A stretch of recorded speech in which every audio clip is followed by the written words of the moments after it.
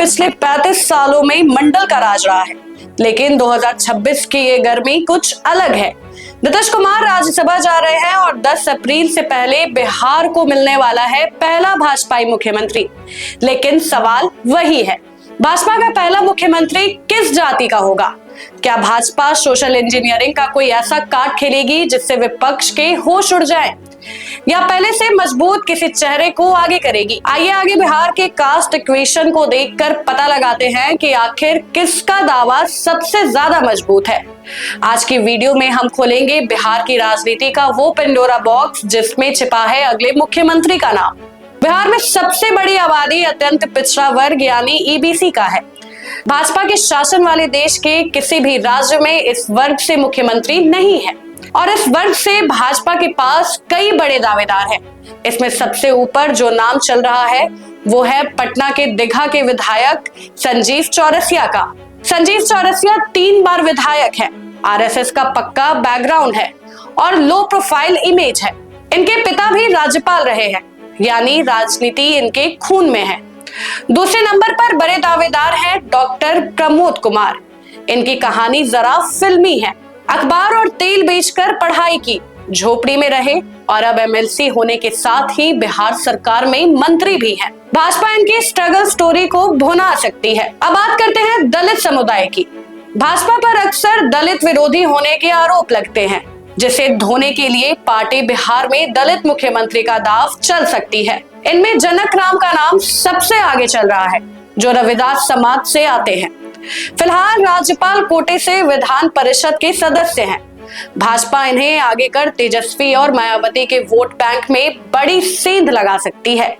वहीं दरभंगा के रहने वाले और पार्टी के राष्ट्रीय प्रवक्ता डॉक्टर गुरु प्रकाश पासवान के नाम की भी चर्चा बहुत तेज है। ये युवा हैं, पढ़े लिखे हैं और टीवी डिबेट्स में विपक्ष को धूल चटाने वाले चेहरा हैं। चिराग पासवान वाली पासवान जाति से आने के कारण ये फॉरवर्ड और दलित दोनों को साध सकते हैं। आगे अब भाजपा के ओबीसी और स्वर्ण चेहरों की बात करते हैं, जिनका दावा तो बहुत मजबूत है, लेकिन सभी के नाम पर कहीं ना कहीं पेच फंसा हुआ है। इसमें सबसे आगे हैं वर्तमान डिप्टी सीएम सम्राट चौधरी। वे कुशवाहा समाज के बड़े नेता हैं, लेकिन पार्टी के पास हरियाणा में पहले से ही सेनी सीएम है। देखना होगा कि क्या पार्टी एक और प्रयोग करेगी। इसके बाद बड़े ओबीसी चेहरे के तौर पर केंद्रीय गृह राज्य मंत्री नित्यानंद राय का नाम सामने आ रहा है। वे गृह मंत्री अमित शाह के करीबी हैं, लेकिन एमपी में मोहन यादव के रूप में पहले से एक यादव सीएम मौजूद है। इसी तरह एक और डिप्टी सीएम विजय सिन्हा भी रेस में शामिल हैं। स्वर्ण में इनका दाव सबसे मजबूत है, क्योंकि देश में भूमिहार समाज का कोई सीएम अभी तक नहीं है। लेकिन देखना यह होगा कि क्या 10% आबादी वाला समाज को भाजपा 2029 से पहले ही कमान सौंपेगी। तो कुल मिलाकर सीन यही बन रहा है कि ईबीसी और दलित समाज की दावेदारी सबसे ज्यादा मजबूत है, क्योंकि देश के 15 भाजपा शासित राज्यों में एक भी एबीसी दलित सीएम नहीं है।